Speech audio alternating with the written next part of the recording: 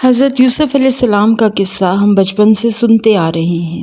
یہ قرآن کے قصہ جات میں ہمیں عموماً سب سے دلچسپ لگتا ہے کیونکہ اس میں ماڈرن زمانے کی کہانیوں کے تمام فیکٹرز موجود ہیں: محبت، نفرت، حسد، سازش اور پھر آخر میں پازیٹیو اور نیگیٹو کرداروں کا ایک گرینڈ شو ڈاؤن۔ حضرت یوسف علیہ السلام کے والد حضرت یعقوب علیہ السلام کو اپنے بیٹے سے بہت محبت تھی۔ عزیز مصر کی بیوی بھی حضرت یوسف علیہ السلام کی محبت میں گرفتار ہوئی۔ حضرت یوسف علیہ السلام کے بھائیوں کو ان سے حسد تھا اور انہوں نے سازش کر کے حضرت یوسف علیہ السلام کو اپنے باپ کی نظروں سے دور کر دیا۔ مصر میں بھی آپ کے ساتھ کئی زیادتیاں ہوئیں۔ جب انہوں نے عزیز مصر کی بیوی کے غیر اخلاقی دعوت نامے کو قبول نہیں کیا تو اس نے ان کو قید میں ڈلوا دیا، لیکن آخر میں حضرت یوسف علیہ السلام کو اللہ تعالیٰ نے ایک عزت دار عہدے پر پہنچایا اور ان کی کہانی کے تمام کردار وہاں جمع ہوئے اور سب ان کے آگے تعظیماً جھک گئے۔ یہ ہے اس قصے کا مختصر سا احوال۔ اب اس قصے کو ایک دوسری نظر سے دیکھتے ہیں۔ حضرت یوسف علیہ السلام کے بارے میں ہم بچپن سے کیا پڑھتے آئے ہیں؟ کیا وہ بہت حسین و جمیل تھے؟ قرآن میں البتہ اللہ تعالیٰ نے ان کے حسن کے بارے میں کچھ نہیں کہا، صرف مصر کی عورتوں کا تبصرہ بیان فرمایا ہے کہ جب انہوں نے حضرت یوسف علیہ السلام کو دیکھا تو حیرت سے بولی کہ یہ تو جیسے کوئی فرشتہ ہے۔ حضرت یوسف علیہ السلام کو اس دنیا کا آدھا حسن دیا گیا تھا، لیکن قرآن میں اللہ تعالیٰ نے آپ کی دوسری خوبیوں کا تذکرہ کیا ہے، حسن کا نہیں۔ اب حضرت یوسف علیہ السلام کی کہانی کو تھوڑا سا انالیسس کریں تو آپ کو سمجھ آئے گی کہ حضرت یوسف علیہ السلام اپنے بچپن سے ہی اپنے باپ کو سب سے زیادہ محبوب تھے۔ اس شے نے دوسرے بھائیوں کے دل میں ان کے لیے حسد ڈال دیا تھا۔ جب آپ کسی ایسے خاندان سے تعلق رکھتے ہوں یا آپ کا سسرال ایسا ہو جہاں لوگ آپ سے جلتے ہوں اور ہر وقت آپ کو برا ثابت کرنے کی کوشش کرتے ہوں، ایسے میں اللہ تعالیٰ آپ کو ایسے مواقع فراہم کرتا ہے جن میں آپ کو زیادہ عزت مل سکتی ہے، بشرطے یہ کہ آپ ان مواقعوں کو پہچانیں اور اپنی عزت کروائیں۔ اللہ کسی قوم کی حالت نہیں بدلتا جب تک وہ خود اپنی حالت نہ بدلے۔ کیا آپ ان مواقع کا فائدہ اٹھاتے ہیں یا آپ خود ترسی کا شکار ان رشتہ داروں کی باتوں پر کٹتے رہتے ہیں اور ان کی سازشوں کا جواب دینے میں ہی خود کو الجھائے رکھتے ہیں؟ اگر آپ ان کے لیول پر اتر آئیں گے تو آپ اپنی عزت بڑھانے کا موقع کھو دیں گے۔ حضرت یوسف علیہ السلام کی عزت کیسے بڑھی تھی؟ ان کے سچ سے۔ انہوں نے ایک خواب دیکھا اور ٹھیک اسے جا کے اپنے باپ کو سنا دیا۔ باپ نے منع کیا کہ اسے بھائیوں کو نہ سنانا۔ کیوں نہ سنانا؟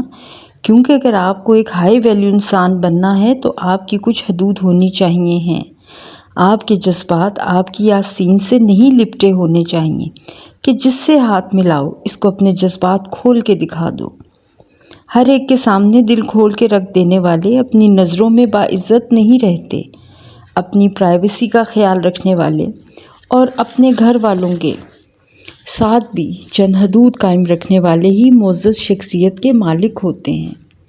حضرت یوسف علیہ السلام کو اپنی باؤنڈریز یعنی حدود کا تعین کرنا بچپن سے ہی آتا تھا۔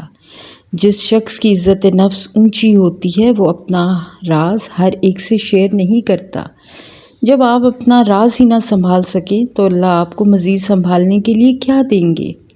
اللہ جب آپ کو کوئی راز تھماتا ہے تو وہ آپ کا امتحان ہوتا ہے کہ آپ اس کو سنبھال کے اگلے راز کے عطا ہونے کے حقدار بنتے ہیں یا نہیں۔ اپنی نظروں میں باعزت ہونے کا پہلا اصول ہے اپنی پرائیویسی کا دھیان رکھنا۔ حضرت یوسف علیہ السلام کے قصے میں آگے بڑھیں۔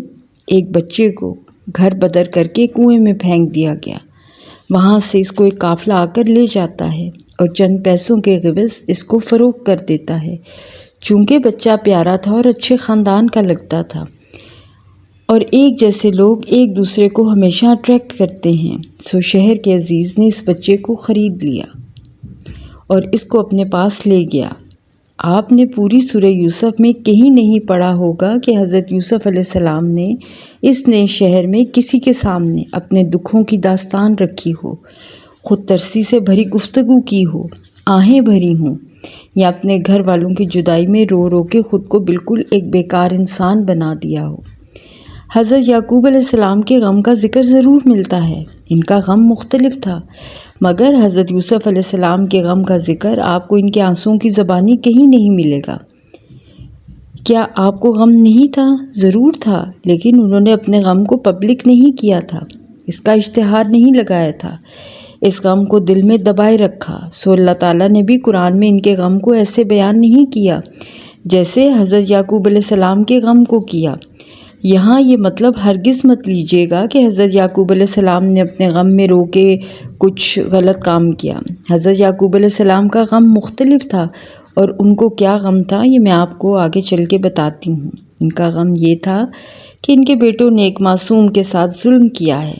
ان کا غم اپنے ایک بیٹے کی موت اور 10 بیٹوں کی آخرت کی بظاہر تباہی نظر آنے کا غم تھا۔ سو جس شخص کو اپنی قدر و قیمت کا اندازہ ہوتا ہے وہ جانتا ہے کہ مجھے کہاں اپنے غم کا اظہار کرنا ہے اور کہاں نہیں۔ حضرت یوسف علیہ السلام ایک نئے شہر میں بطور غلام رہ رہے تھے۔ انہوں نے اپنے غموں کا اشتہار نہیں لگایا تھا، کیونکہ یہ ایسی جگہ نہیں تھی جہاں کوئی ان کا اپنا تھا۔ عزت دار انسان اپنوں اور غیروں کا فرق خوب سمجھتا ہے، وہ اپنے اصل کو نہیں بھولتا۔ اپنی سیلف اسٹیم کو بہتر کرنے کے لیے آپ نے اپنے اصل کو نہیں بھولنا، نہ اس پر شرمندہ ہونا ہے۔ اگر آپ کے والدین کا تعلق کسی گاؤں سے تھا، اگر آپ کی والدہ پڑھی لکھی نہیں ہیں، یا آپ آج بھی عید کرنے گاؤں جاتے ہیں، تو یہ بات دوستوں سے چھپانے کی نہیں ہوتی۔ آپ کو ان باتوں کو اون کرنے کی ضرورت ہے۔ اپنے اصل پر کبھی شرمندہ نہیں ہونا، بلکہ فخر کرنا ہے۔ اور ہر کسی کے والدین کا تعلق پیچھے سے کسی نہ کسی گاؤں سے ضرور ہوتا ہے۔ کسی کے والدین اگر ساری عمر بڑے شہروں میں رہ رہے ہیں تو ان کے دادا پھر بھی گاؤں کے ہی ہوں گے۔ آپ دنیا کے کسی ملک یا کسی کلچر میں چلے جائیں، آپ کو اپنا علاقہ اور اپنی جڑیں نہیں بھلا دینی۔ کسی دوسرے ماحول میں جا کے ان کے رنگ میں رنگ نہیں جانا۔